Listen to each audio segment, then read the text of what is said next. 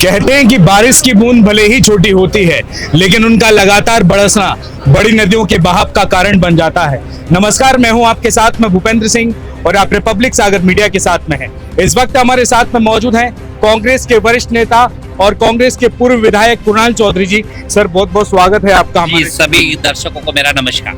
आज आपका सागर यहाँ पर विजिट हुआ है, किन मुद्दों को लेकर आज आप सागर आए? देखिए, कांग्रेस पार्टी ने देश में 5 न्याय 25 गारंटियों के साथ देश के अंदर वो कराए। तो आज उस न्याय पत्र को लॉन्च करने के लिए हम यहाँ पे पहुंचे कि वो न्याय पत्र जो जनता की आवाज है, क्योंकि न्याय पत्र बना है उस आवाज में जो कन्याकुमारी से कश्मीर तक राहुल जी के साथ पद यात्रा के दौरान बनाया गया, मणिपुर से लेके वहां मुंबई तक जो यात्रा करी गई न्याय यात्रा, भारत जोड़ो न्याय यात्रा, उसके माध्यम से बनाया गया। तो हर वर्ग के अधिकारों को कैसे इस देश की उन्नति और तरक्की का रास्ता दिखाएंगे, इस बात को लेके इस देश के अंदर हमने न्याय पत्र जारी करने के लिए यहाँ पे सागर संभाग में मेरा आना। एक बात बताइए, भारतीय जनता पार्टी लगातार काफी लोकसभा चुनाव से पहले ही ये नारा लगा रही है कि इस बार के लोकसभा चुनाव में भाई 400 सीटें पार करेगी, और वहीं कांग्रेस ने भी INDIA गठबंधन के तहत में चुनावी मैदान में उतरी है। क्या लग रहा है आपको? पहले भारतीय जनता पार्टी 400 सीटों पे लड़ रही है क्या? लड़ रही हो तो मुझे बताओ। और जहाँ पे पूरे थे वहां पे से ज्यादा तो हो नहीं सकते। मध्य प्रदेश में लगभग 28 थी, 29 में राजस्थान पूरा था, यूपी में थे, बिहार में थे। अब जगह कमी होनी है, ज्यादा तो होनी नहीं है। तो ये तो वैसे ही धारा है कि जैसे जुमला दिया था ना, 15 लाख आएंगे आपके खाते में, आए क्या? नहीं आए होंगे। लोगों को कहा था काला धन लेके आए क्या? आया क्या? अच्छे दिन कहा था 400 रुपए गैस की टंकी, कहा था कि ये डायन है, बोले 200 कर देंगे, 200 हुई क्या?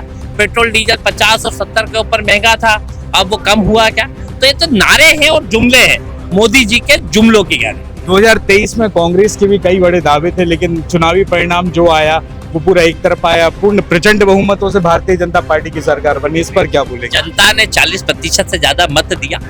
सीटों में जरूर कुछ कमी रही होगी, कुछ कमियां रही होगी, और स्पष्ट रूप से जो झूठी बातें भारतीय जनता पार्टी ने करे उसके कारण कहीं ना कहीं ये जो नुकसान हुआ, पर जनता अब समझ चुकी है। जनता इस लोकसभा में इन्हें जवाब देगी। सागर लोकसभा क्षेत्र से चंद्रभूषण सिंह बुंदेला जी के लिए है ना प्रत्याशी बनाकर चुनावी मैदान में उतारा है। आप सागर आए हैं तो आपको कैसा माहौल दिख रहा है और कैसा जनता का रुख दिख रहा है? देखिए, बुंदेलखंड की भूमि है और यहाँ पे जिस तरीके से एक बेहतरीन प्रत्याशी, जो एक मिलनसार व्यक्तित्व है, जिनका एक राजनीतिक अनुभव है और जो जनता की सेवा करने का लिए गया है, क्योंकि यहाँ पे आज तक लोगों ने सांसद को ही नहीं देखा कि पिछले सांसद थे वो आपसे कितनी बार मिले होंगे, कितनी बार आपने देखा होगा, कितनी बार क्षेत्र में गए होंगे। जनता सांसदों को ढूंढ रही थी। आज एक सरल सौम्य व्यक्तित्व जिनमें हर वो काबिलियत है जो एक अच्छे इंसान और एक अच्छे राजनीतिक में होना चाहिए, चंद्रभूषण सिंह जी बुंदेला यहाँ पे प्रत्याशी, कांग्रेस पार्टी प्रचंड बहुमत से यहाँ पे जीते। एक बड़ा और इंटरेस्टिंग सवाल पूछता हूँ, देश या विदेश या कहीं पे भी रोज मतलब जब भी इलेक्शन होता है 3 मुद्दों को लेकर होता था, विकास, महंगाई और रोजगार। अब इन 3 मुद्दों के साथ में एक मुद्दा और जुड़ा है जिसे हम धर्म का मुद्दा कहते हैं, तो इस पर क्या बोलेंगे? देखिए, धर्म कांग्रेस पार्टी के लिए आस्था और विश्वास है और भारतीय जनता पार्टी के लिए राजनीति। और जो विकास, महंगाई और रोजगार है, इनके इसका रोड मैप क्या है? कांग्रेस पार्टी चुनाव इन्हीं मुद्दों पे लड़ेगी और ये आपको हमने 5 न्याय 25 जो गारंटियां दी है कि इस देश की गरीबी, बेरोजगारी खत्म करने के लिए, इस देश के लोगों को अधिकार दिलाने के लिए ये हमारा न्याय पत्र है।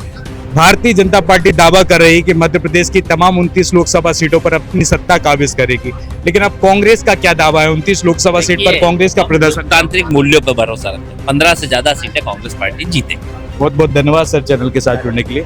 जैसा कि आपने देखा कि अभी हमारे साथ में थे कांग्रेस के पूर्व विधायक कुणाल चौधरी जी। आज सागर लोकसभा क्षेत्र में उनका यहाँ पर विजिट हुआ है और पत्रकार वार्ता के माध्यम से उन्होंने कांग्रेस के संकल्प पत्र को यहाँ पर संबोधित किया है। अब देखते हैं कि यहाँ पर सागर लोकसभा क्षेत्र में यहाँ पर जनता का रिएक्शन क्या होगा। कांग्रेस से यहाँ पर प्रत्याशी चंद्रभूषण सिंह बुंदेला है, तो भारतीय जनता पार्टी ने इस बार महिला उम्मीदवार को मैदान में उतारकर दांव खेला है। यहाँ पर महिला उम्मीदवार डॉक्टर लता बानखेड़े हैं। अब देखते हैं कि 2024 का लोकसभा चुनाव किस तरीके का रुख लेगा। 7 मई को यहाँ पर मतदान है और 4 जून को यहाँ पर चुनावी परिणामों के नतीजे घोषित होंगे। फिलहाल इस एपिसोड में इतना ही। मैं भूपेंद्र सिंह, रिपब्लिक सागर मीडिया की ओर से आप सभी से विदा लेता हूँ। जय हिंद, जय भारत। रिपब्लिक सागर मीडिया को सब्सक्राइब अवश्य करें और आप हमारी आने वाली सभी वीडियो को देखना चाहते हैं तो आपको उसके लिए घंटी जरूर दबानी पड़ेगी ताकि आपको सभी वीडियो की नोटिफिकेशन समय समय पर मिलती रहे। रिपब्लिक सागर मीडिया पर जो भी वीडियो आएगा वह सच की कसौटी पर कसकर ही आएगा।